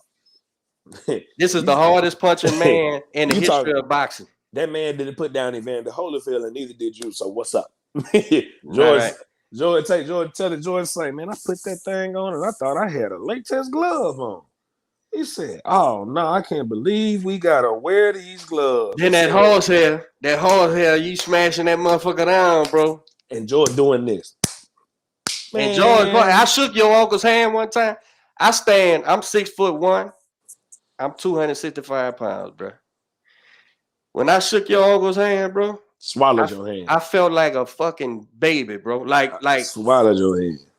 In fact, I told you my dad was 6'5", 300 pounds, and so that was the biggest man I was around growing up. Right, and as a kid, he was a giant. When I met George Foreman, it was the same fucking thing, bro. I was like, God, and I shook his hand, bro, and it was just like, oh man, this is proof positive why there's real weight class. Like, yeah. And when I met him, I was probably, I was grown. I was training fighters. I was 6'1", I was probably 180 pounds, so I was in decent shape and shit. And I knew then what a heavyweight was. I knew then what a heavyweight was. That is a true destination of a heavyweight. I say, oh man, can you imagine this dude punching me in the nose? Man, nah, bro. Nah, absolutely. And I'm not nobody now. Don't get me wrong. Wasn't comparing, but size, I'm going, ooh, bro, this dude is like a tree stump, bro. I can't imagine this dude hit me in the face, bro. I still get the privilege of watching George be able to hit a bag, and it still sounds like it's a punch, man. That ain't going nowhere. That ain't going nowhere. 73 years old. That ain't going nowhere, bro.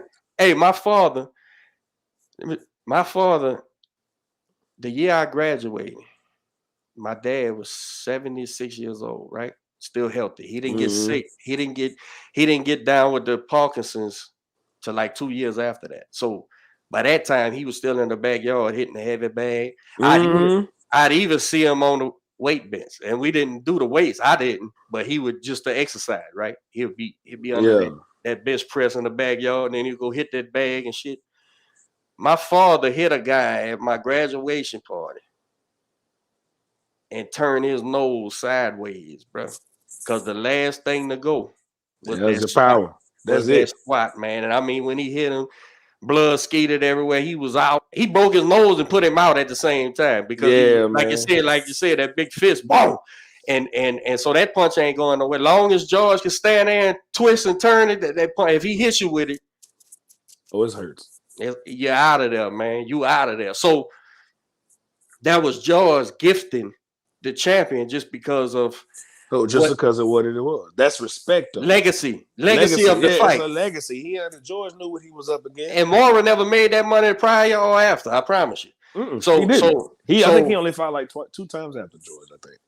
So these things, the business of boxing, bro, is crazy to me how I just it does certain things don't make business sense, man. And it's like fighters, the only people have take that back. Fighters have a shorter shelf life than trainers. But the shittiest man on the totem pole is the trainers. You know that, man. Oh yeah, for sure. They don't get paid, and by the time the real money comes, we gotta agree to the flat fee or get the fuck on because one of the two. Because a promoter got a face that he's used for his trainers, right? So the business of boxing, bro, is such that fighters' shelf life is so small, bro, that like it was a miracle. Caleb Plant was really in a miracle position. A 10 million. You just not saying Michael Moore made 11 for the undisputed heavyweight title to work. I'm telling you, people don't not understand how. $10 million, bro, for a kid who never been on pay-per-view. You never even been on the co-main or undercard of a pay-per-view. Of a pay-per-view, correct. You know, you got a blessing. You've got to say, hey, Al, bro. I know he want this just in case I get sick, but dog, what are we doing? Gotta give it to him. Like, what are we doing? Gotta give it to him. You're not doing anything like the Zone had just paid. You can't. Here's the thing about it. Habit. The Zone paid him twice for fights like that, whether it was whoever he wanted to fight or somebody feeling. So you can't expect him to say, "Oh, I need to take less because now I ain't fighting Caleb Plant." Nah, fam, I got like you said, I got 30 for fighting Rocky Fieldman and another 30 for fighting Alvarado. Jay, what you mean? I don't have to take my money? No, I'm gonna take. Either you give it to me, or they're gonna give it to me. You let's pretend you're the 168-pound IBF champ. I think he got the IBF. Yeah, right? IBF. Yeah. Okay, you the 168-pound IBF champ. You're only in this to become the undisputed world. Oh, you should be. I got everything else. This fight's got to be made. I got everything else. Give him what he want. And you say, oh, and he's gonna give me 10 million? Get the fuck out of here. Give me what he want. Hey, baby, you gotta sit at home. I'm going to camp. Give it. Bro, I'm out here, bro. I'm gonna holler at y'all later. I'm gonna holler at y'all. Hey, when I get back, just know we straight. Yes, super straight. Super straight. When I get back, just know we straight. So bro, there's nothing that gets in the way of this fight if you're this kid's manager or advisor. You're supposed to be advising his career, man. You're supposed to be, this is what you're trying to do. Now, listen, you can plant your flag on your PBC bullshit. Just don't get mad that I ain't listening to it. Cool. I ain't paying attention to that dumb shit, man. What are you in the fight for? What are you in the game for? Then you got David Benavidez say, put me in the fucking ring with the Russian from Rocky. I don't give a fuck what you want to put me in the ring with. I'm fighting. I'll take Canelo tomorrow. I'll take fucking bro, I don't see David Benavidez ain't backing away from nobody, bro. Nobody. You know what? He told Charlo, I'll come down to 160. What you want to do, man? What you want to do, bro? He told him straight up. He just said it on Tyson podcast. He said, I call out Charlo, Plant. I want Canelo. I want them all. He said, I'll come down. He said, I even told him, I'll come down to 160 to see you then. Man, somebody tell me you going to come down like Chad Dawson did Andre Ward. Yes. The man came down the weight class just to see about him. Yes. Regardless of the outcome, he's a fighting man. Went down there to see. He's a fighting man. And David Benavidez said, I'll come down to see about you. What you want to do? What's up? And then he won. Like you say, Charlo came with the demands, and David Benavidez was like, okay. All right, cool. Said okay, cool. And then all of a sudden they go crickets. Nah, don't poke that bell. And when that bell yell back at you. Well, I seen where Miles said something about David Benavidez, and it was popping. And David Benavidez seen it and said, oh, okay. Yeah. And then they interviewed Ryan Shields right after that. And Ryan said, we ain't fighting David Benavidez. David Benavidez is at 68, man. We had 160 pounds. Now, as a trainer, I take with that man. I take over David Benavidez and Charlo. I'm listening to Ronnie and going, yeah, Ronnie. Yeah. That's Ronnie, because I know Ronnie. Smooth I know move. Ronnie. Ronnie smooth my fights and everything. Good job, Ronnie. Ronnie knows exactly what he's talking about. Now, does that mean they don't grow into a fight or whatever. Sure, absolutely. Sure. But Ronnie said right now.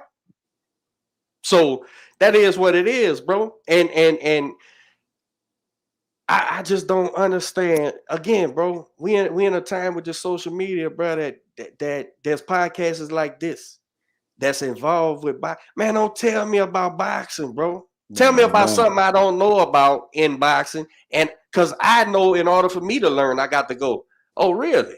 Damn, I didn't know that. Let me see. I want to know. I want to be prepared for the people I represent, right? But don't come tell me about this boxing, bro. I was born into this shit and been doing it professionally for fucking 20 years, bro.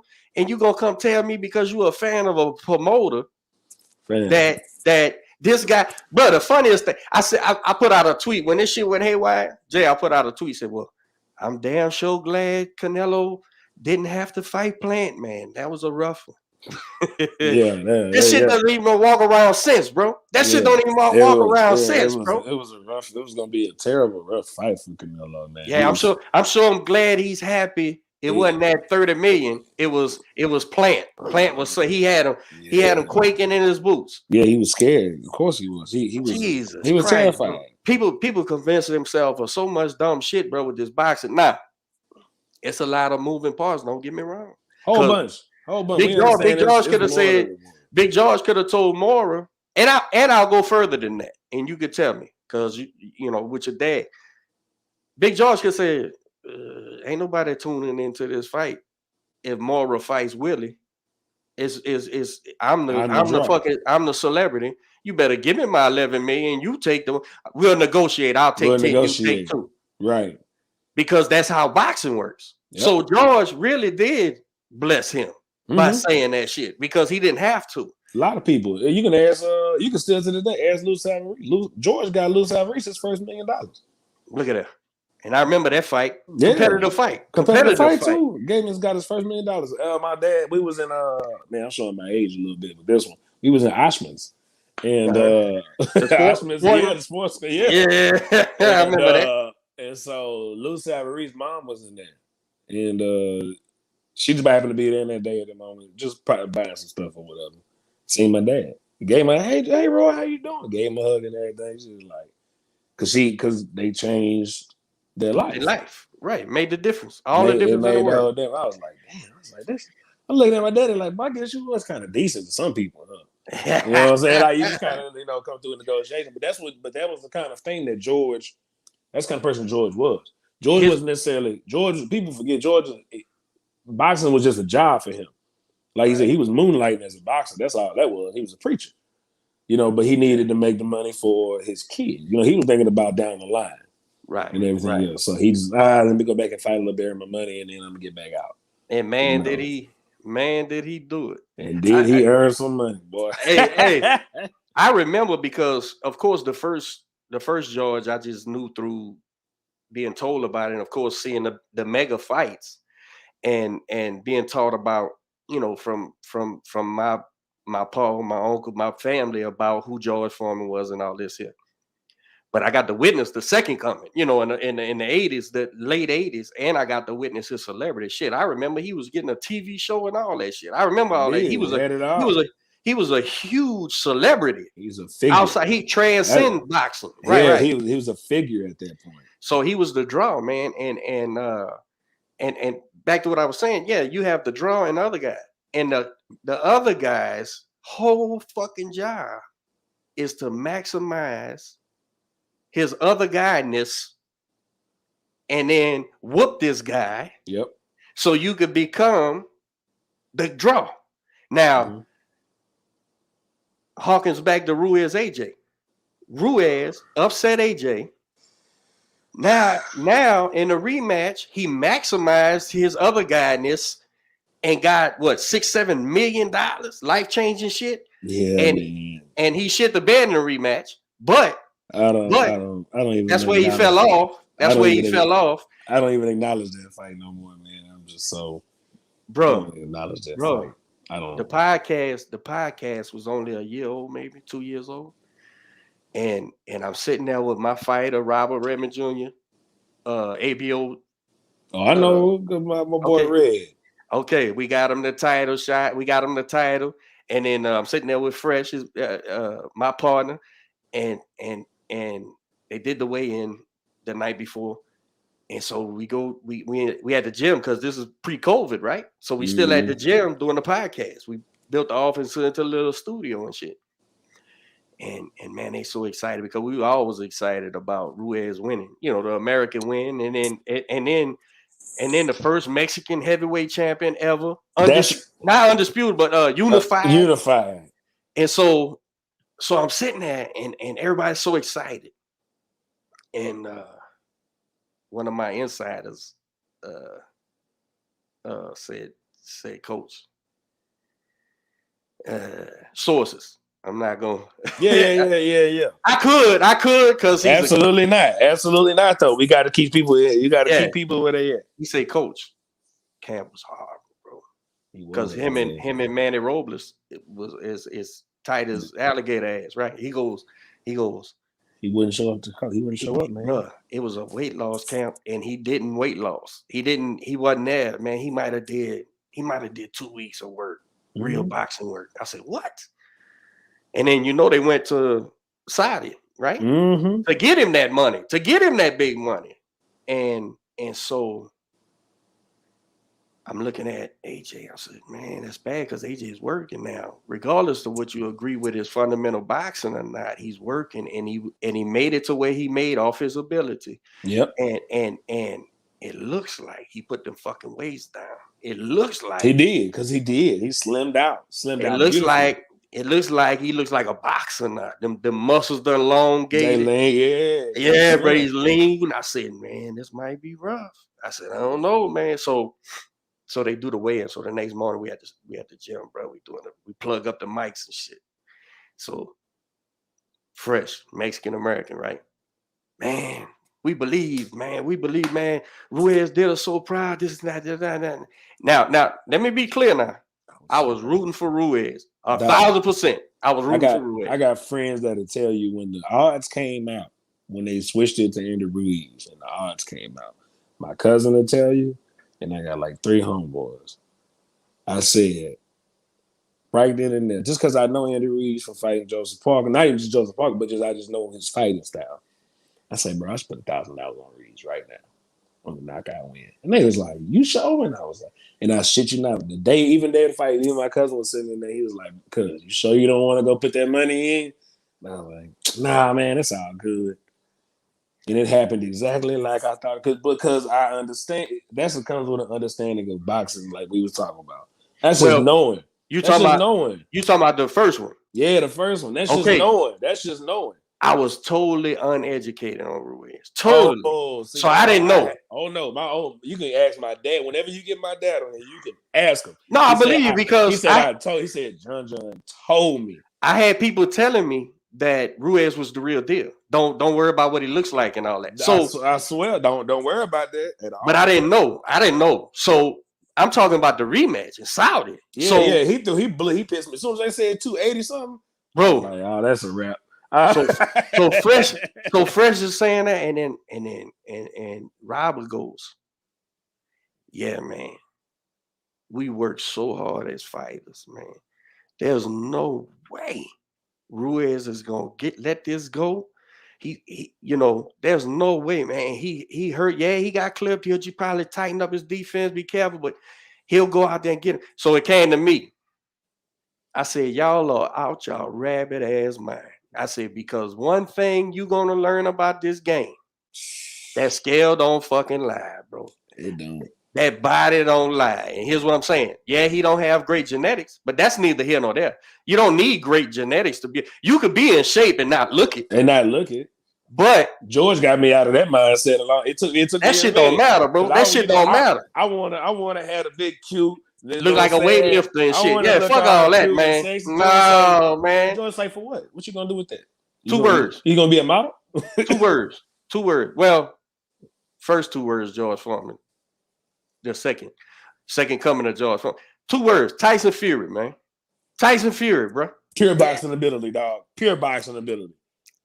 Highest boxing intelligence I've seen at the heavyweight division since Lennox Lewis, bro. Pure boxing ability. Easily. So, but 260 fat and 280 something fat.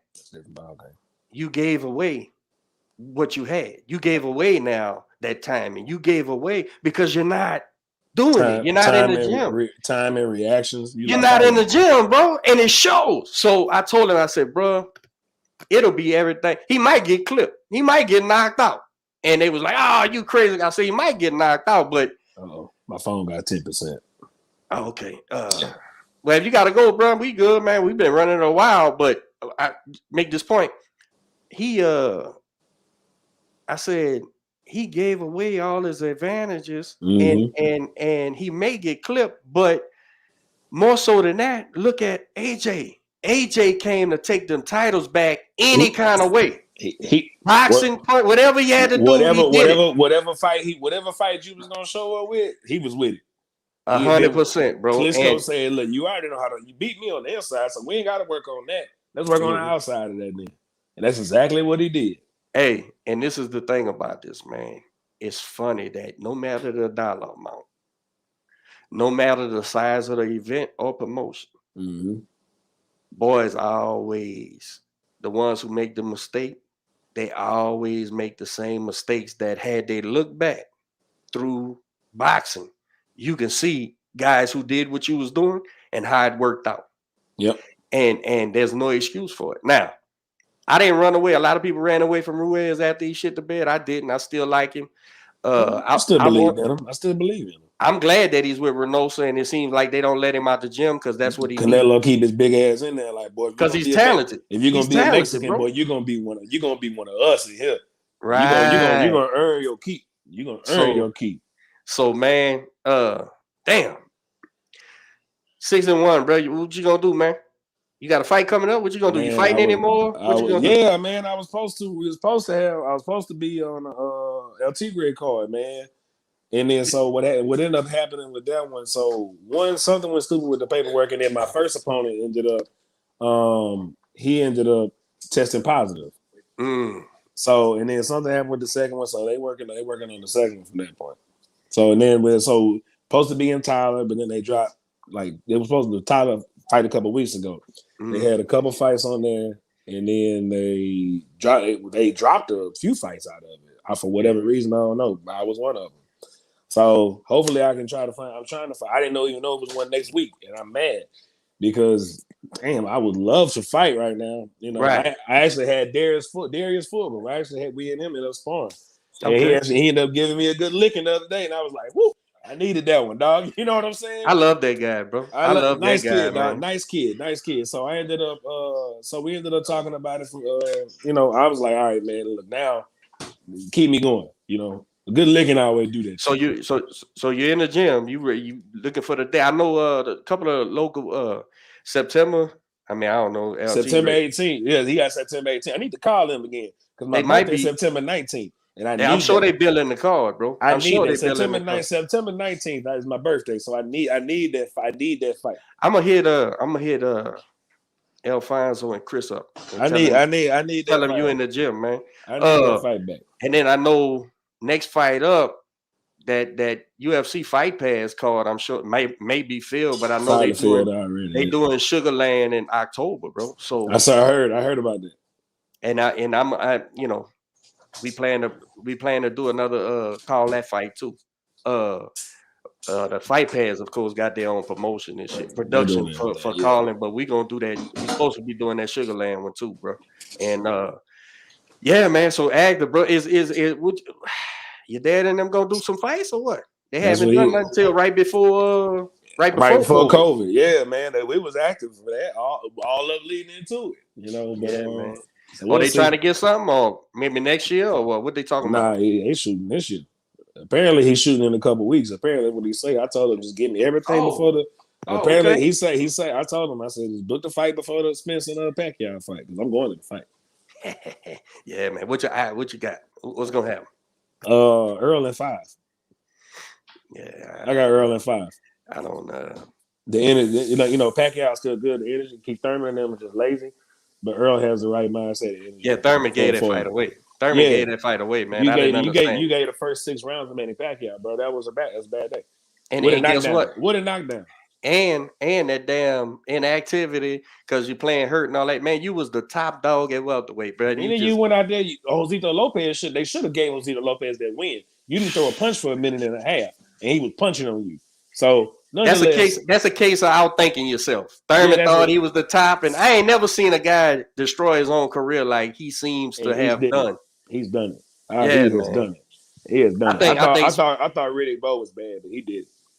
Yeah, man. And Spence is he's a different creature. He's a different creature, guy, bro. He's a big guy, bro. For the say he's a welterweight too. He's a presence, man. He's 5'9" or something, but he is, but he ain't. Because I was with him and Dave. Well, no. I mean, compared to them other, like compared to Manny Pacquiao, bro. Manny Pacquiao like 5'4" or 5'5" or something, bro. He's a big Pacquiao don't count. He don't count. He's a different. Manny Pacquiao. That's why. We'll talk about that another time, though. Yeah, I got Spence in that one too. I don't know, stop his decision, but I think he's just gonna be too much for this at this stage. At this age, yeah. I got early 5 though. All right, bro. Well, look, man, when you get the date, man, let's do a show. Let's promote the shit out of it, man. And I know I gotta actually be involved with my. I know I hate the whole promotion thing. I know I gotta do it. I gotta do it now. I understand. All right, bro. Appreciate you, man. It was a good show, man. Yeah, I told you it records itself, bro. Records itself, man. Once we start talking about boxing, bro. It does. Tell your dad I say hi, man, and hopefully we get back together, bro. When you get one of these shows, man. Will do, man. Will do. All right, brother. Appreciate you. All right. Take it easy.